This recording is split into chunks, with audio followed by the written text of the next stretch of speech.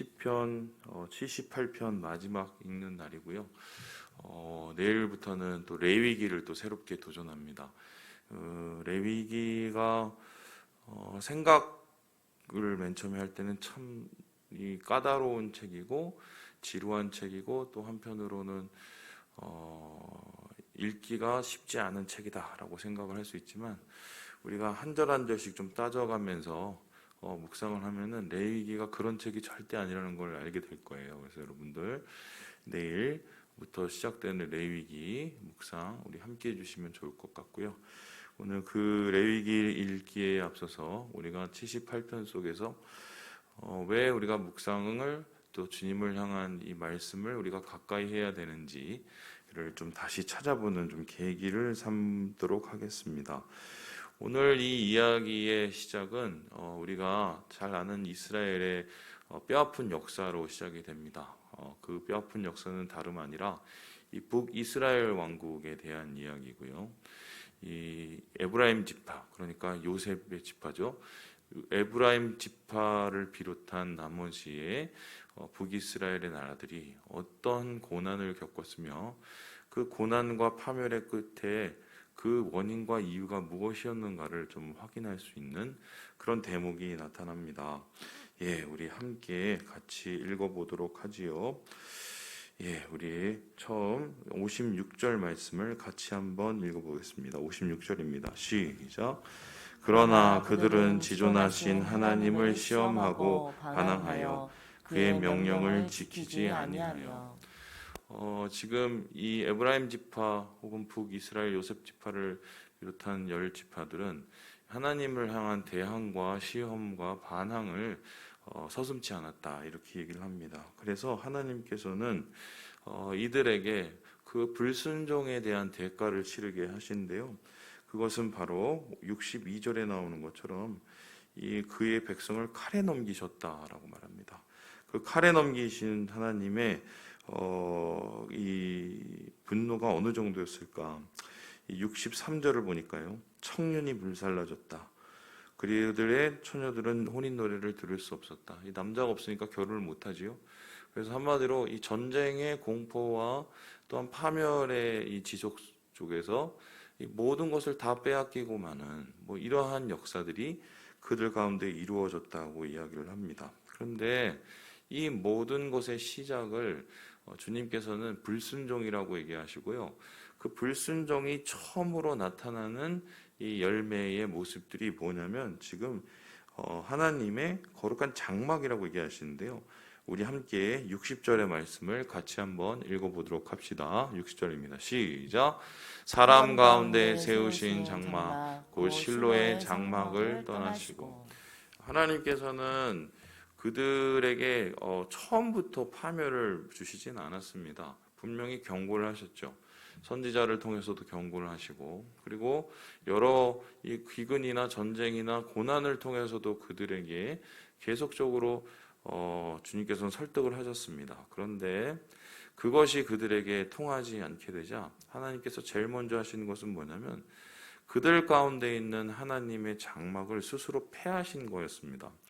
실제적으로 여러분 아시겠지만 이 블레셋과의 싸움에서 이스라엘 백성들은 이 법궤를 동원해서 어떻게 한번 이겨볼까 했지요. 그런데 그 법궤가 어떻게 됩니까? 엘리의 제사장에게 있던 그 법궤가 비누아스와 홈리라는 두 아들에 의해서 빼앗기고 맙니다. 그래서 그 법궤는 결론적으로 다시 절대 실로로 돌아오지 못했고요. 블레셋 지역을 돌아다니다가 결국은 이 베스메스와 혹은 이 예루살렘 외곽에 그냥 머물고 마는 이런 모습이 되게 됩니다. 그러니까 이것은 어떤 얘기냐면은 우리의 삶 속에서도 마찬가지인데 저분은 좀 요즘에 영적으로 좀 침체인 것 같아. 저분은 좀 요즘에 너무 다운될 뿐만 아니라 막 나가는 것 같아. 그리고 저분은 좀 너무 하나님을 두려워하지 않는 것 같아. 이런 얘기를 하잖아요. 그럼 우리 생각에는 금방 이렇게 망하거나 아니면 하나님이 채찍을 주셔서 치시거나 이렇게 생각을 하지만 그 채찍을 들어 치고 얻어맞는 건 그 다음이고요. 사실 제일 중요한 것은 예배가 무너집니다. 그러니까 하나님께서 더 이상 그들과 함께 하시고 그들 가운데 역사하시고 그들과 교제하실 수가 없는 거예요.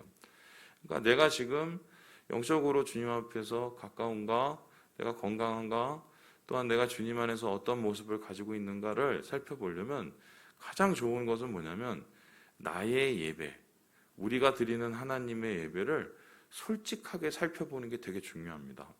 예배 감격이 있는지, 예배에 대한 기대가 있는지, 그리고 주의 성소를 향한 간절한 소망과 열망이 있는지, 그리고 하나님을 만나기 원하는 내 마음에 이 갈망이 있는지, 뭐 이게 있다면은 그래도 되돌릴 수 있고 돌이킬 수 있는 가능성이 있을 텐데, 그런데 불순종, 또 그들 가운데 있는 죄, 그들 가운데 있는 교만이 쌓게 되면 결국 이 예배의 장소와 예배의 정신과 예배의 중심이 무너지기 때문에 결론적으로는 이 파멸의 길로 갈 수밖에 없는 이 북이스라엘 역사를 보게 되는 것이죠. 그래서 이들의 멸망과 이들의 무너짐을 통해서 우리 자신을 봐야 되죠.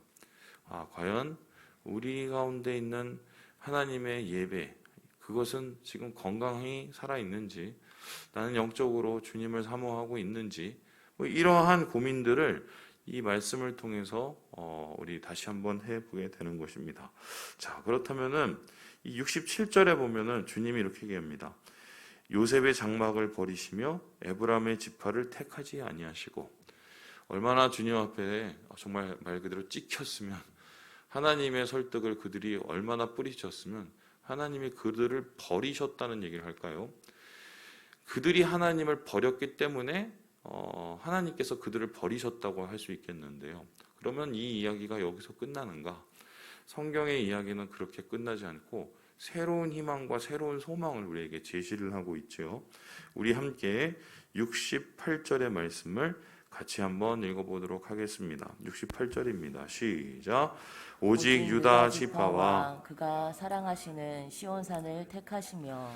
에브라임과 이 북이스라엘의 중심이 되는 소위 말해서 이 실로의 장막을 주님께서 걷어내시고 대신에 유다 지파를 택하시고 그리고 시온산을 택하셔서 하나님의 거처를 옮기셨다라고 이야기를 합니다.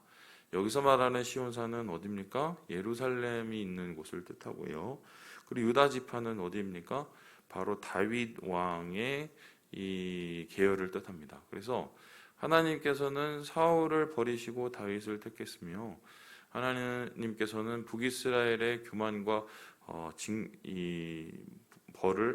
죄를 버리시고 징계하시고, 그리고 남유다를 그래도 하나님께서 끝까지 붙잡아 주셨죠.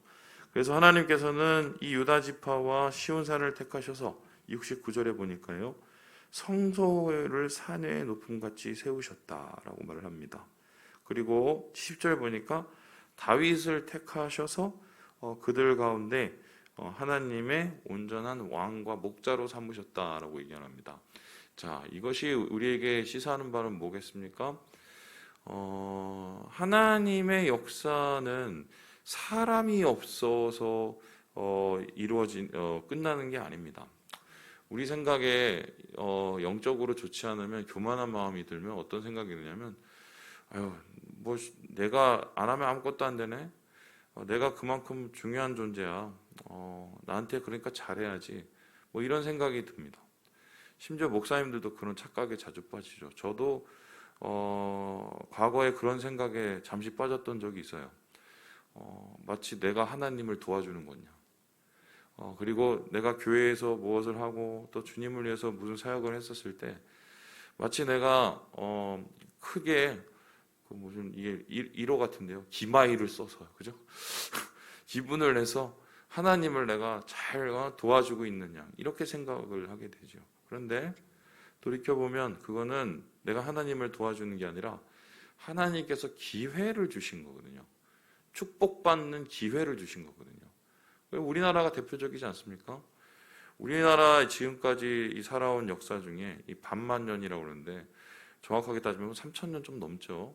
이 반만년 역사 속에서 우리나라 이렇게 잘 살았던 적이 있습니까? 이렇게 세계적으로 위상이 높고 지금 경제 규모가 세계 10이니 무슨 뭐 또 7이니 이번에 무슨 대선 후보 한 명은 지금 뭐 5위 안에 올라간다고 뭐 거대한 야망을 얘기하던데요. 진짜 그럴 수 있을지는 모르겠지만, 예, 이런 때가 어디 있었나요? 우리나라는 정말 이 중국 옆에 달려 있고 일본한테 맨날 침략받던 정말 이 쥐똥만한 나라였어요. 근데 이 나라를 이렇게 하나님께서 세우신 이유는 뭐 누가 뭐라고 그래도 결국은 하나님께서 축복하셨기 때문이죠. 이곳에 성전을 세우시고 주의 성령의 불을 세우시고, 그리고 하나님께서 저 대륙을, 그리고 하나님의 잃어버린 영혼들을 주님께서 구원케 하시기 위한 그 시발점, 그 도화선이 되게 하기 위해서 하나님께서 우리나라를 축복해 주신 거거든요. 그런데 우리가 마치 그러한 하나님의 은혜를 가지고 선교도 하고, 또한 세계 교회를 위해서 일하고, 또한 이 구제와 또한 우리가 감당해야 될 모든 것들을 할 때 마치 우리가 잘해서, 우리가 이 정도는 하나님 앞에 열심히 해서 그래서 하나님께서 이렇게 하시는 거라는 착각에 빠지게 됩니다. 세계에 제일 큰 교회가 몇 개 있다고 마치 우리나라 교회가 세계 교회를 끌고 우리 없으면은 이 세계 교회가 안 돌아가는 것처럼 생각을 하게 되죠. 그러나 그것은 정말 엄연한 착각이죠. 에브라임이 멸하게 되면 하나님께서는 그 자리에 다윗을 채우시고 유다 지파를 채우신다는 거예요. 기회를 주실 때 우리가 하나님 안에서 충성하고 봉사하는 것은 바로 하나님께서 우리를 복으로 삼기 위한 과정이자 또한 하나님 앞에 감사해야 될 문제거든요.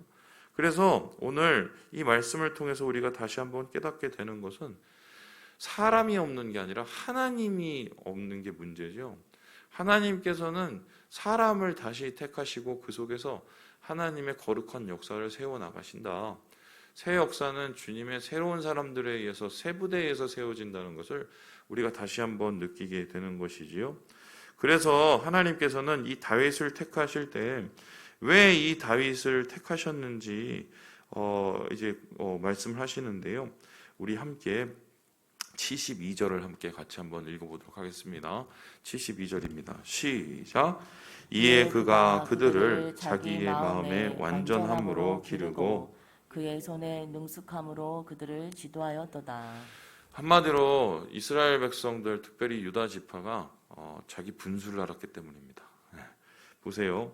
이 71절에 보니까 양을 지키는 중에서 그의 소유인, 그의 백성인 이스라엘을 기르게 하셨다. 이렇게 합니다.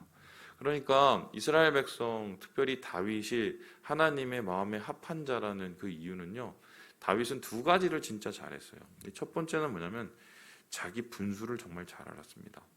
이 왕이 올랐을 때 내가 이 자리에 오를 수 없는 사람이라는 것을 그는 확실하게 매일 고백을 했죠.